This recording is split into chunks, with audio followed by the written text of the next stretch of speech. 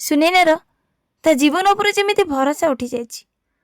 ପ୍ରତିଟି ମୁହୂର୍ତ୍ତରେ ଭାବୁଛି ମୁଁ କ'ଣ ବା ଭୁଲ କରିଦେଲି, ସେ କ'ଣ ମୋତେ ଜୀବନ ସାରା ହଇରାଣ କରିବ। ମୁଁ ଲେଖିଥିବା କାହାଣୀ ସୁନୈନାର ଭାଗ୍ୟ ଆପଣମାନଙ୍କୁ କେମିତି ଲାଗୁଛି ମୁଁ ଜାଣିପାରୁନି, କାରଣ ଆପଣମାନେ କିଛି ବି ମତାମତ ରଖୁନାହାନ୍ତି। ଭଲ କି ମନ୍ଦ କହିଲେ ସିନା ଜାଣିବି। ଆପଣମାନେ କମେଣ୍ଟରେ ଆପଣଙ୍କର ମତାମତ ଲେଖିପାରିବେ।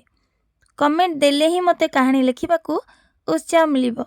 ଆଉ ଯେଉଁମାନେ ଚ୍ୟାନେଲକୁ ସବସ୍କ୍ରାଇବ୍ ନ କରି ଦେଖୁଛନ୍ତି କ'ଣ ଭାବୁଛନ୍ତି ସବସ୍କ୍ରାଇବ୍ କରିଦେଲେ ଆପଣଙ୍କର ଫୋନ୍ ଫାଟିଯିବ? ମୁଁ ଏତେ କଷ୍ଟ କରି କାହାଣୀ ଲେଖୁଛି ଆଉ ଆପଣମାନେ ସବସ୍କ୍ରାଇବ୍ କରୁନାହାନ୍ତି, ଲାଇକ୍ଟେ ବି କରୁନାହାନ୍ତି, କମେଣ୍ଟ କରିବାକୁ ପଛଉଛନ୍ତି। ଏବେ ତ ଚ୍ୟାନେଲକୁ ସବସ୍କ୍ରାଇବ୍ କରିଦିଅନ୍ତୁ। ଜାଣି ରଖନ୍ତୁ କାହାଣୀଟି ସମ୍ପୂର୍ଣ୍ଣ କାଳ୍ପନିକ। ଯଦି କାହା ଜୀବନ ସହ କିଛି ବି ମେଳ ଖାଉଥିବ ତାହା କେବଳ ସଂଯୋଗ ମାତ୍ର। ଭୁଲ ଥିଲେ କ୍ଷମା କରିବେ।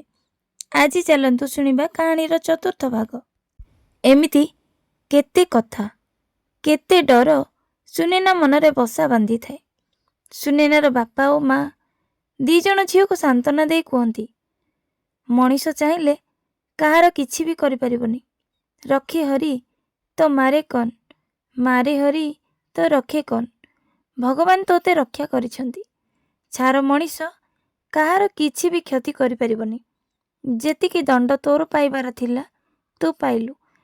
ଏବେ ଆଉ ସେସବୁ ଚିନ୍ତା କରନା।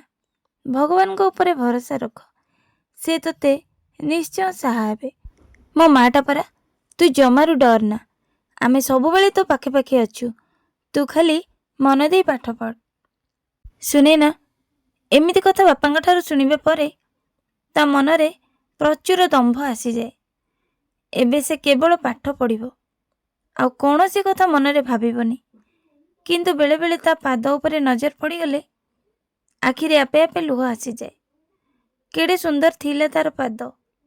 ସାଧାରଣତଃ ଝିଅମାନେ ମୁହଁ ଅପେକ୍ଷା ପାଦର ଯତ୍ନ 2 ଗୁଣା କରିଥାନ୍ତି। କେଡ଼େ ସୁନ୍ଦର ପାଦ ତାର, କ'ଣ ହୋଇଗଲା? କେବେ ଆଉ ଠିକ୍ ହେବ କି ନାହିଁ ଏହା ଭାବି ଗୁଡ଼ାଏ କାନ୍ଦେ, ପୁଣି ମନକୁ ବୁଝାଇ ଚୁପ୍ ହୁଏ। ମା କୁହନ୍ତି, କେହି ମୋ ଝିଅକୁ କିଛି ବି ବୋଲ କରିବାକୁ କହିବନି। ମୁଁ ଘରର ସବୁ କାମ କରିବି। ପଢ଼ିବା ଟେବୁଲ ଉପରେ ନେଇ ଖାଇବା ଖୁଆଇ ଦିଅନ୍ତି। ହାତ ଧୁଆ, ମୁହଁ ଧୁଆ ସବୁ ସେଇଠି। ସୁନୈନାକୁ ପଢ଼ା ପାଖରୁ ଉଠିବାକୁ ଦିଅନ୍ତି ନାହିଁ। ପଢ଼ୁ ପଢ଼ୁ ଘୁମେଇ ପଡ଼ିଲେ ମା ମୁଣ୍ଡକୁ ଆଉଁସି ଉଠେଇ ଦିଅନ୍ତି। ପରୀକ୍ଷା ପାଖେଇ ଆସିଲାଣି। ପୂର୍ବୀ ମଧ୍ୟ ଗୋଟେ ଟାଇମ୍ ସନ୍ଧ୍ୟାରେ ଆସି ସୁନୈନା ସାଙ୍ଗରେ ପାଠ ପଢ଼େ। ସ୍କୁଲ ସାର୍ ମଧ୍ୟ ସୁନୈନାର ଘରକୁ ଆସନ୍ତି ତାର ପାଠପଢ଼ା ଦେଖିବାକୁ। କହିବାକୁ ସିନା ଗଣିତ ସାର୍, କିନ୍ତୁ ସେ ସବୁ ବିଷୟରେ ପାରଙ୍ଗମ। ଯେକୌଣସି ବିଷୟ ବହୁତ ଭଲ ଭାବରେ ବୁଝେଇ ପାରନ୍ତି। ସୁନୈନା ତାଙ୍କଠାରୁ ଥରେ ଯାହା ବୁଝିଥାଏ ଆଉ ଭୁଲିବା କଥା ନୁହେଁ। ତେଣୁ ସେ ତାକୁ ବହୁତ ଭଲ ପାଆନ୍ତି। ପରୀକ୍ଷାର ଦିନ ଆସି ପହଞ୍ଚିଲା। ସୁନୈନାର ବାପା ପ୍ରତିଦିନ ଝିଅକୁ ସାଙ୍ଗରେ ନେଇ ସାଙ୍ଗରେ ଆଣନ୍ତି। ପରୀକ୍ଷା କେମିତି ହୋଇଛି ପଚାରିଲେ ସୁନୈନା କୁହେ, ବାପା 100ରୁ 100 ମାର୍କ ଆନ୍ସର ଦେଇଛି।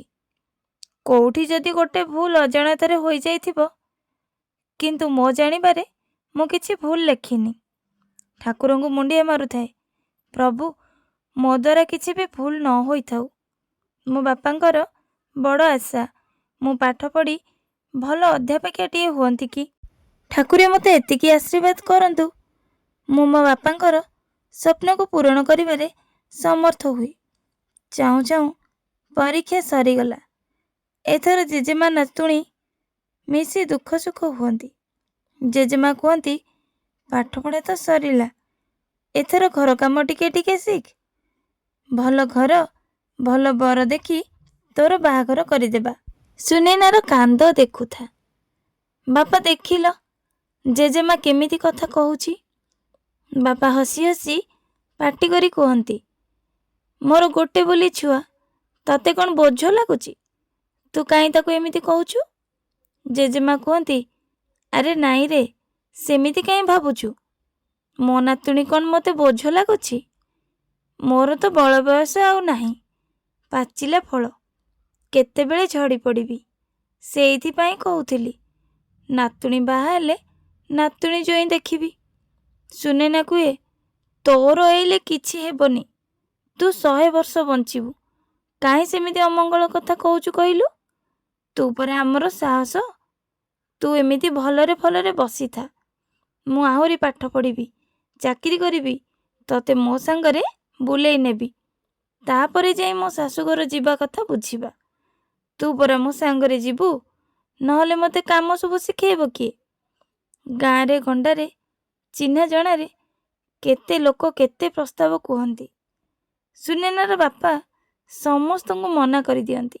ନା ନା, ମୋ ଝିଅର କ'ଣ ବୟସ ହେଲାଣି ଯେ ମୁଁ ଏବେଠାରୁ ବାହାଘର କରିଦେବି? ମୋ ଝିଅର ଏଇଲେ ପାଠପଢ଼ା ବୟସ। ବହୁତ ଜଣ କୁହନ୍ତି, ଆମେ ବୋହୂ କରି ନେଇଗଲେ ଆମ ଘରେ ପଢ଼େଇବୁନି। ସୁନେନାର ବାପା କୁହନ୍ତି, ଏମିତି ଖୁବ୍ କମ୍ ଲୋକ ଅଛନ୍ତି। ବହୁତ ଲୋକ ଦେଖିଛି, ବଡ଼ ବଡ଼ କଥା କହି ବୋହୂ କରି ନେଇଯିବେ, କିନ୍ତୁ ପରେ ସବୁ ଭୁଲିଯିବେ। ଥରେ ଘରର ବୋହୂ କଲା ପରେ ହାଣ୍ଡି ଚୁଲି ଧରି ବସେଇ ଦେବେ। ମୋ ଝିଅ ଖାଲି ମୋର ଝିଅ ନୁହେଁ, ସେ ମୋ ପୁଅ ଭଳି। ମୋ ଝିଅ ଆଗ ପାଠ ପଢ଼ି ଚାକିରି କରିବ, ତାପରେ ଯାଇ ବାହାଘର।